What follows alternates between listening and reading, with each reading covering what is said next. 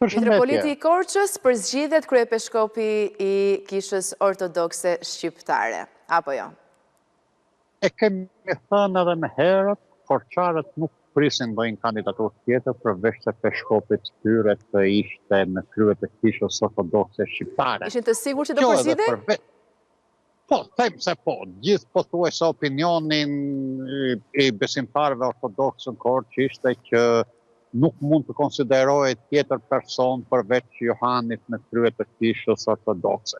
Më tepër kjo ishte edhe një dëshirë, por edhe ishte para përgatitur, si të themi, prej vitesh. Në bas studimeve që ai kreu në SBA, pikërisht aty ku ka shërbyer Panoli si kryepeshkop, dije që ajo hapat të ishin drejt asaj që Kisha Shqiptare të kishte një peshkop shqiptar.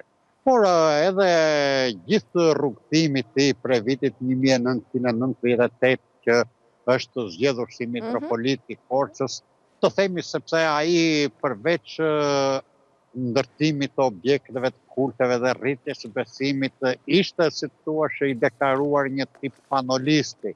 Të gjithë literatura e tij, gjithë përkthimet e tij flasin që ai ishte për traditën shqiptare të Kishës Ortodokse. Dhe nuk mund të ndodhte një zhgënjim, ta themi në thonjza për besimtarët, që ky duhet të ishte pasuesi. Krahas asaj që ai ka një shkollim shumë të fortë dhe një erudicion shumë të madh. Domethënë, krahas përgatitjes nga ana teologjike, është edhe kjo ana tjetër e tij që flet shumë sa i përket traditës ortodokse shqiptare në Korçë, ku fillesat për hir të vërtetës fillojnë edhe këtu, sepse kryepeshkopi Panoli liturgjitë pikërisht nga katedralja e Korçës i ka mbajtur kur shpalli kishën autokefale shqiptare. Ndërkaq, Roland, kjo përzgjedhje ka rënë këmbanat jo vetëm në Korçë, jo vetëm Tiranë dhe Korçë, por në gjithë Shqipërinë.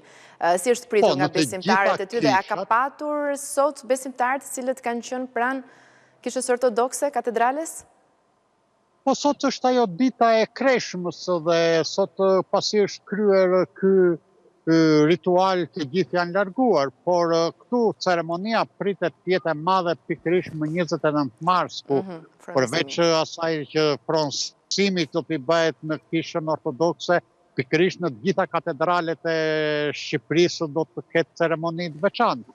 Por është kryer vetëm ajo, si të themi, në mënyrë kanonike, lutja që është bërë për ditën e Kreshmës. Ndoshta edhe nuk e di se si është në protokoll, po ndoshta qëllimisht është lënë dhe dita e sotme pasi quhet Kreshma e Madhe në kalendarin ortodoks që mbahet për gjithë ata që ruajnë Kreshmën.